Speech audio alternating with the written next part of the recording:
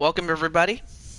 Welcome to UFC 4, subtitled The Danger Zone. And with that,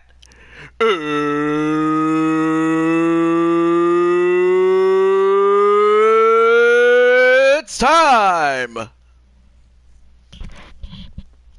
I will say, this has, it's been a while since we did a UFC 4 show, but I look forward to it, and I hope you guys that you do too. What am I saying? I would imagine that most people do. But there's always a few, but I will not get into too much of those specifics. But want to say hello to that one person who is in. Make that two people. We have Ramesh. But we have Ram. Alright. We get that. And alright, cool. Nice.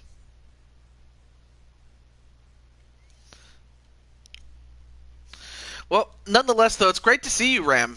And I understand that we have a special birthday coming up. I have a feeling you might know what it is, but I know some people might not realize it. But it is what it is. Okay. Oh yeah.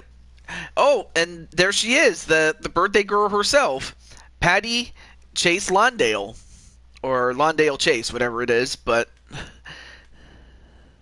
yes, happy birthday! It's your mom's birthday. I don't know.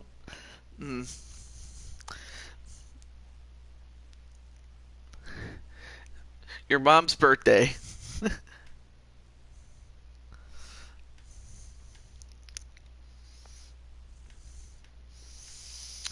Okay. Yeah, looks like it came off, so I'm happy to see that it worked out.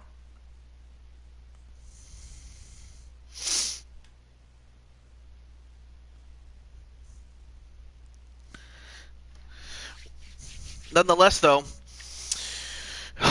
I'm gonna wait until we get to the 5-minute marks, but before we officially start. So this would be a good time to go get snacks and stuff like that. But we are going to be in the danger zone, and in fact, I'm going to show it right now. Let's show it. Let's show it. I'm going to show the card for just a moment, so you can see what we got. But of course, it is headlined by the now new UFC heavyweight champion, Crimson Ninja, and of course, the challenger is, of course, Captain Danger. And there's Shifty. And, of course, there's the champion himself. Well, the heavyweight champion. I mean, we have a couple of other championship matches, too. But that will be the headliner. And we also have a very special gift for Patty. And that's going to come after the main event. So, Patty, if you're willing to go the whole show, I hope you do. Then I will announce what that surprise really is. And also to TJ2000, I remember him as Volkonashi, but yeah, there's the other TJ. It's good to see, man. But, oh yeah, and Shifty, I may as well tell you this while you're here, is that this Friday, on the second night of the draft, on the second night of the NFL draft, the IRL draft, I will be hosting a draft of my own for the Madden series for the now 10th season of the Madden series. Well, I appreciate that, Patty, and you know, it's, yeah. And I'll go into much more detail about it, but I will say, Shifty, among one of those teams is Seattle, and we'll find out if they will get the chance to get you, seeing as they have, out of the 10 teams that are being featured, they get to pick 10th But on the other hand, they get the number 1 seed because they get to pick 10th, really. Well, we'll have to find out, well, I mean, it's going to be a relatively late night stream on Friday, but we'll see what happens, though. I will be joining the Rams if they're Madden, bro. I do have you on standby, Ram. Definitely. Okay, well, now that we got all the preliminary stuff out of the way, I'm going to let Reynolds, a.k.a. Arkham, know that his fight is up first, as I don't have a way to contact James, but hopefully he does come on in.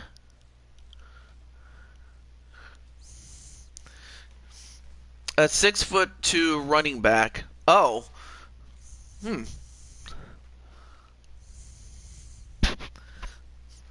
I mean, I did have you at, like, I did have you listed at, 7 feet even?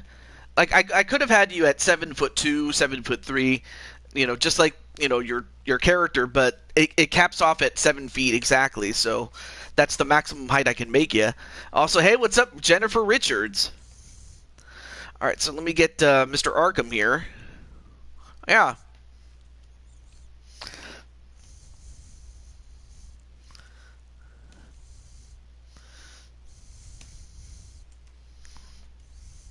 Shift day, yeah.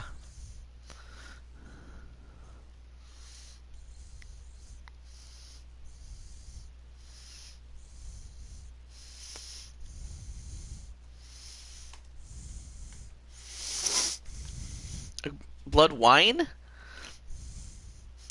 Are you sure it's not sherry? I mean, I don't drink wine very often, but if I do drink it, it's like red wine more often than not. To be an offensive lineman, which, by the way, that is your position, by the way. More specifically, an offensive guard. But on the other hand, at least, yeah, but I could always, switch you out, like, between a tight end, offensive lineman, defensive lineman, maybe a quarterback, and then a running back, fullback. What other positions maybe? So I'm just thinking of big man positions, really. I mean, there's a lot of things you can do with a 7-foot giant clown.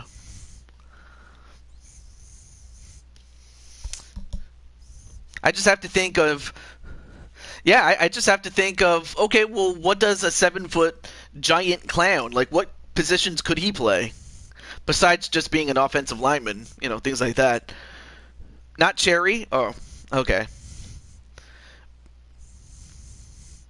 Yeah, you express that, and I try to take considerations, like, not just teams, but also, like, positions, if I can help it. And if not, oh well, but if I can, I'll do it. I'll do my best. That's all I can do. Because that's why I had you as a wide receiver, because when you were with Dallas, you had Dak Prescott, so you had someone who could throw the ball. So he just needed a target. All right. Well, now that we got those out of the way, now we can get on to our first fight of the show. And it features James Gamer, a.k.a. the guy in the mask. Wide receiver. You wouldn't be the fastest, but certainly you'd have the wingspan to do it.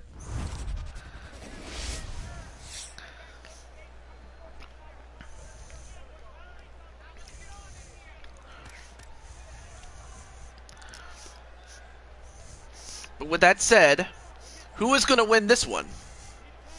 Will it be James Gamer? Will it be Kyan Reynolds, a.k.a. Arkham 500? Let's find out right now. But I do have you slated, and by you I mean Crimson Ninja, I do have you slated as quarterback, though.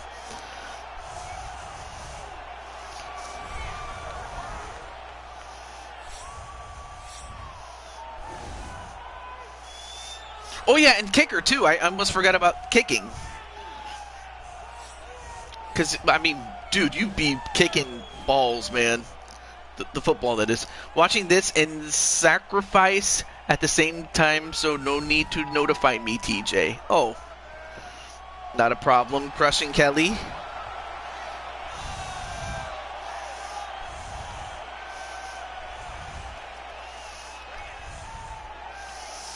Let me just give Kelly the thumbs up.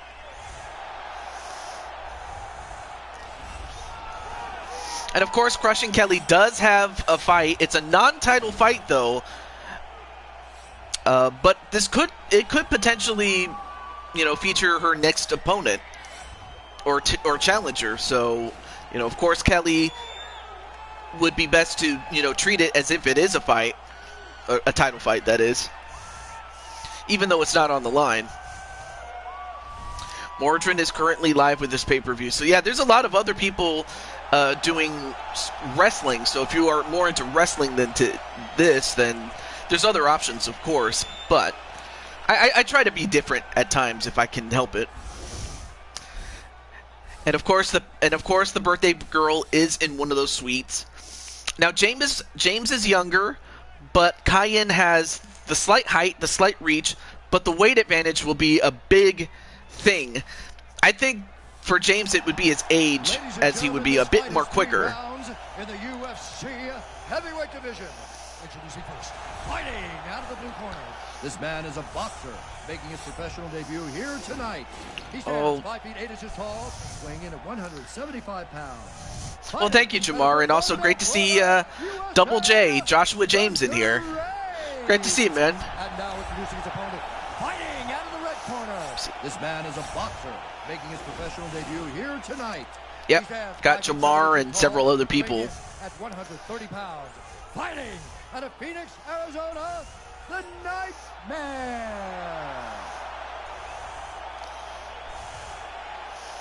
And when the action begins, our referee in charge, Dan Mergliata. Incredible.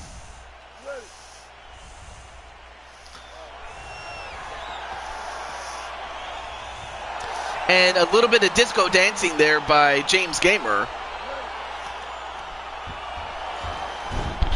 And then some breakdancing on the part of Arkham 500. Anyway, fight underway.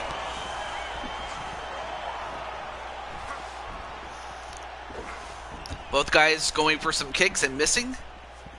Still early. Ooh, nice jab to start off with.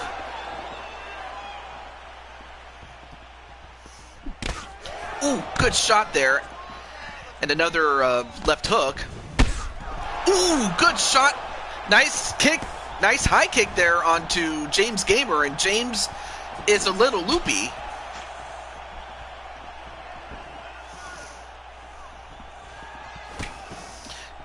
And Reynolds going for the legs, as is James Gamer.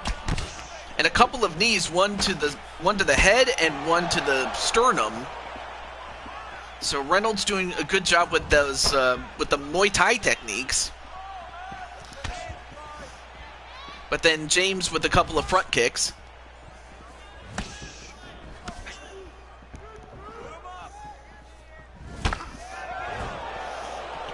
Reynolds just going in and out.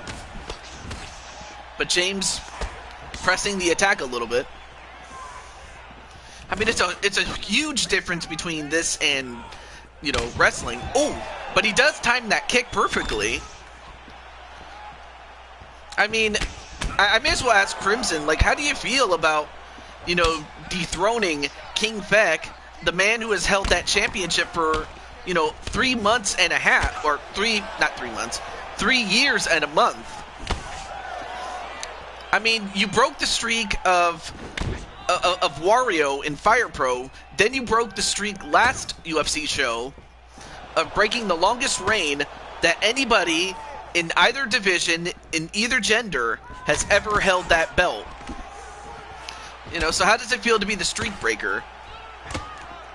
And despite the fact that you're not Brock Lesnar or anything like that. I kid about that last part.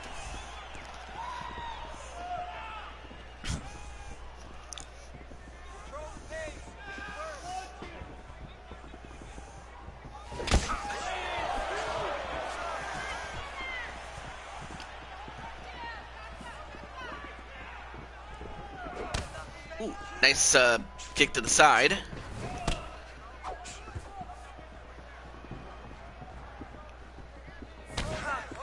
And also, nice leg check there by James Gamer. And now James Gamer's starting to find his footing and also finding whatever shots that work, and also well timing when to throw his shots as Arkham trying to get a big knockout win. In fact, so far Arkham, I forgot to mention the records of each of these guys. Arkham is at 1 win and 7 losses, whereas James Gamer is at 1 win, 3 losses. So someone is going to get to 2 wins. It's just a matter of who.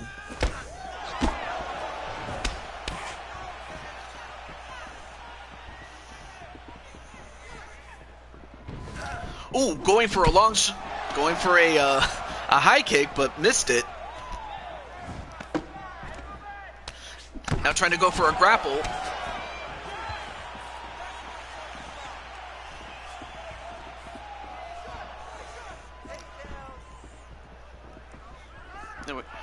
Left a leg for you.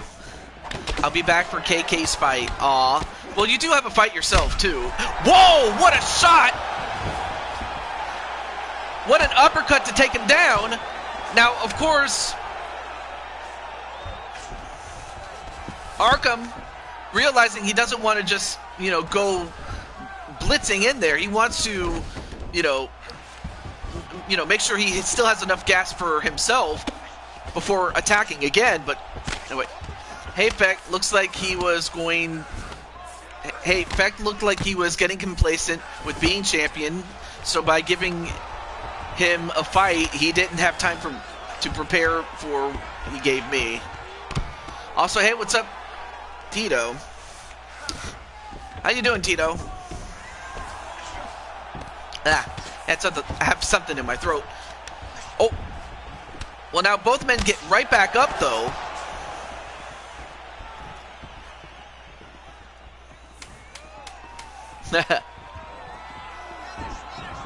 Five seconds left.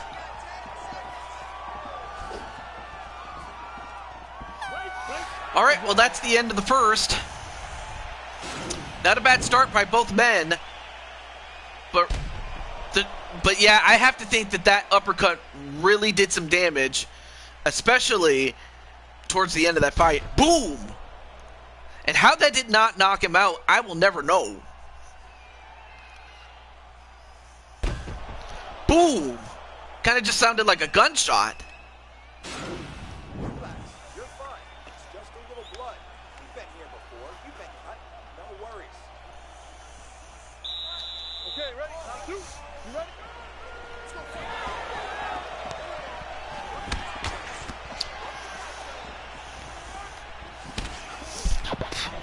Excuse me.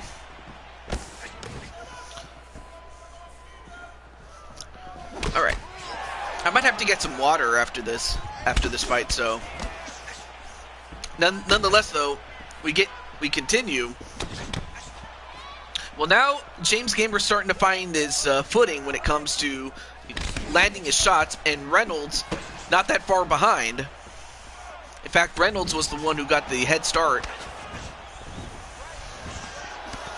Ooh. Ooh, nice spinning kick, and that landed, that spinning soul butt. I mean, that's what it's called. I'm not making that up.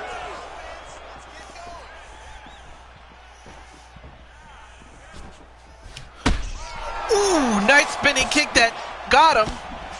Now Gamer's stunned, but Gamer still's hanging in there. Like, I'm surprised that didn't finish him off, though. And another spinning kick. And he might just try to finish him off. Nope. Instead, he's now in the half guard. Now transitions into a full mount. Now, from here on out, he could very well bludgeon him if he wishes. And if you're James Gamer, you got to try to slither your way out. Pun intended.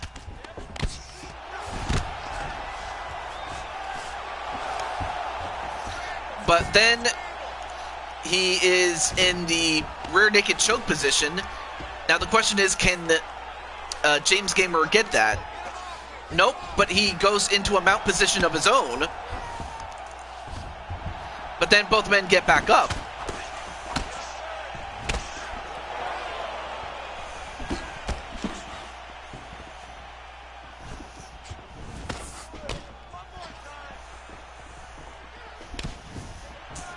And James Gamer, I mean, both these guys are, you know, relatively close.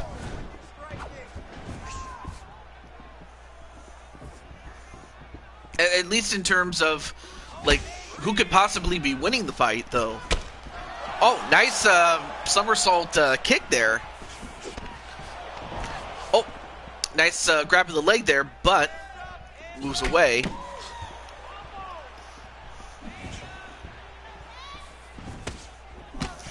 Anyway, well-timed block there by Arkham 500.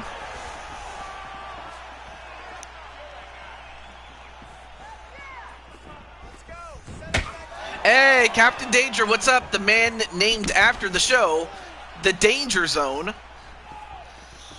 So how do you feel about being in your, you know, in the main event once again, this time going for the heavyweight championship?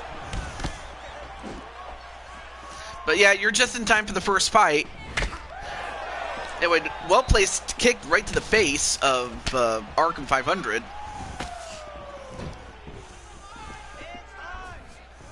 Yeah.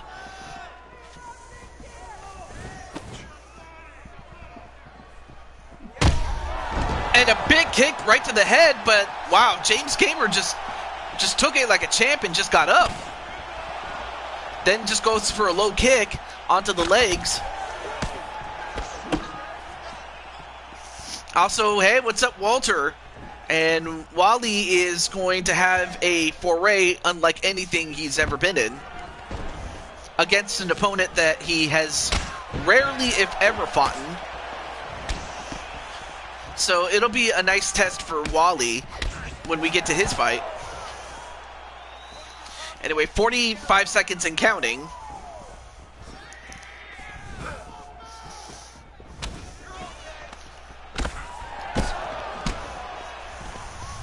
Anyway, good luck tonight, Captain. Let's tear the house down in the main event.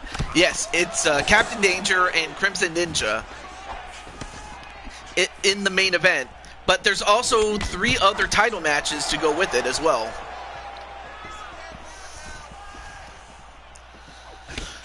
And of course, let's not forget that we have the Masochist, is it the IWGP or the NWA Heavyweight Championship that Jose holds from NWA Open the Gate.